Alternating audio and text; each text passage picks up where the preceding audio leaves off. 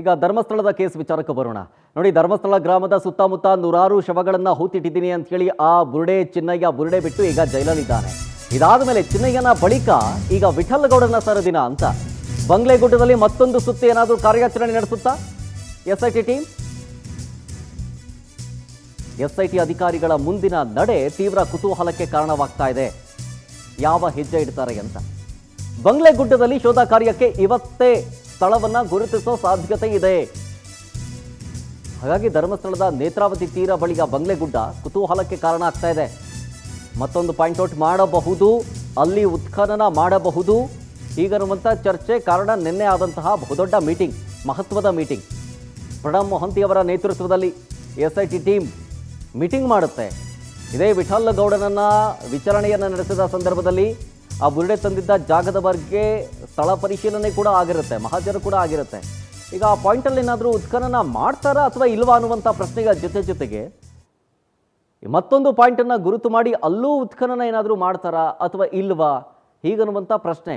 So ಆ ಮುಖಾಂತರ ಬಂಗ್ಲೆಗುಡ್ಡದ ರಹಸ್ಯವನ್ನು ತಿಳಿಯೋದಕ್ಕೆ ಎಸ್ಐಟಿ ಟೀಮ್ ಮುಂದಾಗ್ತಾ ಇದೆ. ಇದೇ ವಿಠಲಗೌಡ ಫೋಟೋದಲ್ಲಿ ನೋಡ್ತಾ ಇದ್ದೀರಲ್ಲ, ಸೌಜನ್ಯ ಅವರ ಮಾವ ವಿಠಲಗೌಡ ಅವರು ಕೊಟ್ಟಿದ್ದಂತಹ ಆ ಒಂದು ಸ್ಟೇಟ್ಮೆಂಟ್ಗಳು ಸಂಚಲನವನ್ನು ಸೃಷ್ಟಿ ಮಾಡ್ತಾ ಇದ್ದಾವೆ. ಬುರುಡೆ ರಹಸ್ಯವನ್ನು ಭೇದಿಸೋದಕ್ಕೆ ನಿನ್ನೆಯಷ್ಟೇ ಎಸ್ಐಟಿ ಟೀಮ್ ಮಹತ್ವದ ಮೀಟಿಂಗ್ ಮಾಡಿತ್ತು. ಹೇಳಿದಾಗೆ ಎಸ್ಐಟಿ ಮುಖ್ಯಸ್ಥರಾದಂಥ ಪ್ರಣಬ್ ಮೊಹಂತಿ ಅವರು ಈ ಮೀಟಿಂಗ್ನ ನೇತೃತ್ವವನ್ನು ವಹಿಸಿದ್ದು. ಈ ಸಭೆಯಲ್ಲಿ ಎಲ್ಲ ಅಧಿಕಾರಿಗಳು ಭಾಗಿಯಾಗಿರ್ತಾರೆ. ಶೋಧದ ಬಗ್ಗೆ ನಿರ್ಧಾರ ಆದಂತಹ ಮಾಹಿತಿ ಸಿಗ್ತಾ ಇದೆ ಇವಾಗ. ನಿನ್ನೆಯಷ್ಟೇ ಸತತ 8 ಗಂಟೆಗಳ ಕಾಲ ಸಭೆ ಮಾಡಿರ್ತಾರೆ ಪ್ರಣಬ್ ಮೊಹಂತಿ ಅವರು. ವಿಠಲಗೌಡ ಕೊಟ್ಟಂತಹ ಸ್ಟೇಟ್ಮೆಂಟ್ ಬಗ್ಗೆನೇ ಒಂದಷ್ಟು ಚರ್ಚೆಗಳಾಗಿದ್ದಾವೆ. ಬಂಗ್ಲೆಗುಡ್ಡದಲ್ಲಿ ಸಾಕಷ್ಟು ಕಳೆಬರ ಇದೆ ಹೀಗಂತ ವಿಠಲಗೌಡ ಹೇಳಿದ್ದು. ನಾನು ನೋಡಿದ್ದೀನಿ ಕಣ್ಣಾರೆ, 5-6 ಅಸ್ಥಿಪಂಜರಗಳನ್ನು ನಾನು ಕಣ್ಣಾರೆ ನೋಡಿದ್ದೀನಿ ಅಂತ. ನಿಯರ್ ಎಲ್ಲಿ ಅಂತಂದರೆ 11A ಪಾಯಿಂಟ್ ಹತ್ರ. ಸೊ ಹಾಗಾಗಿ ಅಲ್ಲಿ ಉತ್ಖನನ ಮಾಡ್ತಾರಾ ಅನ್ನುವಂಥ ಪ್ರಶ್ನೆ. ಡೀಟೇಲ್ಸ್ ಕೊಡ್ತಾರೆ ಇದ್ರ ಬಗ್ಗೆ ಇನ್ನಷ್ಟು ನಮ್ಮ ಪ್ರತಿನಿಧಿ ರೂಪೇಶ್ ಬೈಂದೂರು ಧರ್ಮಸ್ಥಳದಿಂದ ನೇರ ಸಂಪರ್ಕದಲ್ಲಿ. ರೂಪೇಶ್, ವಿಠಲಗೌಡ ಸ್ಟೇಟ್ಮೆಂಟ್ ವಿಚಾರಕ್ಕೆ ಸಂಬಂಧಪಟ್ಟಂತೆಯೇ ನೆನೆ ಸುಮಾರು 8 ಗಂಟೆಗಳ ಕಾಲ ಎಸ್ಐಟಿ ಮುಖ್ಯಸ್ಥರಾದಂಥ ಪ್ರಣಬ್ ಮೊಹಂತಿಯ ಟೀಮ್ ಮೀಟಿಂಗ್ ಮಾಡುತ್ತೆ. ಸೊ ಹಾಗಾಗಿ ಗುರುತು ಈ ಬಂಗ್ಲೆಗುಡ್ಡದ ಬಳಿ ಮಾರ್ಕ್ ಮಾಡಿ ಮತ್ತೆ ಉತ್ಖನನ ಶುರು ಮಾಡ್ತಾರಾ ಹಿಂಗೆ ಅಂತ? ಇದು ಸದ್ಯಕ್ಕೆ ಪ್ರಶ್ನೆ ಇರ್ತಕ್ಕಂಥ ಅದೇ. ಯಾಕಂತ ಹೇಳಿದ್ರೆ ಈಗ ವಿಠಲಗೌಡ ಮಹಾಜರ್ ಒಂದು ಕಡೆ ಮಹಾಜರ್ ಅಂತ ಅಫಿಷಿಯಲಿ ಮಹಾಜರ್ ಅಂತಲ್ಲ, ಆತ ಬಂದು ಸ್ಥಳವನ್ನು ತೋರಿಸಿದ್ದ. ಅದಾದ ಬಳಿಕ ಪ್ರದೀಪ್ ಕೂಡ ಕೋರ್ಟ್ ನಲ್ಲಿ ಹೇಳಿದೆ ಈ ಸ್ಥಳಕ್ಕೆ ಹೋಗಿದ್ವಿ ಅಂತ ಹೇಳಿ. ಹೀಗಾಗಿ ಮಹಾಜರ್ ಮಾಡಬೇಕಾಗತ್ತೆ. ಅದೇ ರೀತಿಯಾಗಿ ಒಂದು ಉತ್ಖನನ ಕೂಡ ಮಾಡಬೇಕಾಗತ್ತೆ. ಯಾಕಂದ್ರೆ ಅಲ್ಲಿ ಇರ್ತಕ್ಕಂಥ ಕಳೆ ಬರಂತ ಇದಕ್ಕಾದ್ರೆ ಉತ್ಖನನ ಮಾಡಬೇಕು. ತಲೆ ಬುರುಡೆ ಮೇಲ್ಗಡೆ ಇದೆ, ಬಾಡಿ ಭೂಮಿ ಕೆಳಗಡೆ ಹುತ್ತಲಾಗಿದೆ ಅಂತ ಹೇಳಿ ಹೇಳಿದ್ದ.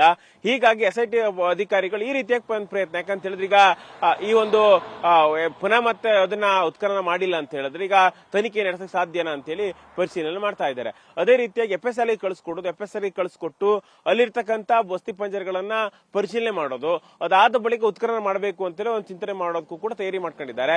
ಹಿಂದೆ ಈ ರೀತಿಯಾಗಿ ಉತ್ಖನನ ಮಾಡಿದಾಗ ದೊಡ್ಡ ಮಟ್ಟಕ್ಕೆ ವಿರೋಧಗಳು ಕೇಳಿ ಬಂದಿತ್ತು. ಯಾಕಂತ ಹೇಳಿದ್ರೆ ನೀವು ಹೇಳ್ದ ಅಂತ ಹೇಳಿ ಉತ್ಖನನ ಮಾಡೋದಲ್ಲ, ಇಲ್ಲಿ ಒಂದಿಷ್ಟು ಪರ ವಿರೋಧ ಚರ್ಚೆಗಳನ್ನು ಕೂಡ ಗಮನಿಸಬೇಕಾಗತ್ತೆ. ಅದೇ ರೀತಿಯಾಗಿ ಇಲ್ಲಿ ಇರ್ತಕ್ಕಂಥ ವಿಚಾರವನ್ನ ಗಮನಿಸಿಕೊಳ್ಬೇಕಾಗತ್ತೆ. ಯಾಕಂತ ಹೇಳಿದ್ರೆ ಸುಖ ಸುಮ್ಮನೆ ಅಗಿಯೋದು ಎಲ್ಲವೂ ಕೂಡ ಮಾಡೋಕ್ಕಿಂತ ಮುಂಚೆ ಆತನ ಬ್ರೈನ್ ಮ್ಯಾಪಿಂಗ್ ಮಾಡೋದು ಆಗ್ತಾ ಇತ್ತು ಅನ್ನೋ ಒಂದು ಚರ್ಚೆಗಳ ಹಿಂದೆ ಇತ್ತು. ಹೀಗಾಗಿ ಇವಾಗ ಕೂಡ ಅವ್ರು ಹೇಳ್ತಕ್ಕ ಸತ್ಯ ಅಂತೇಳಿ ಪರಿಶೀಲನೆ ಮಾಡಬೇಕು, ಅದಾದ ಬಳಿಕ ಉತ್ಖನನ ಮಾಡಬೇಕು ಅಂತೇಳಿ ಈಗ ನಿರ್ಧಾರ ಮಾಡಂತ ಎಸ್ಐಟಿ ಕಾಣ್ತಾ ಇದೆ. Sharath. Okay, thank you Rupesh ಡೀಟೇಲ್ಸ್ಗಾಗಿ.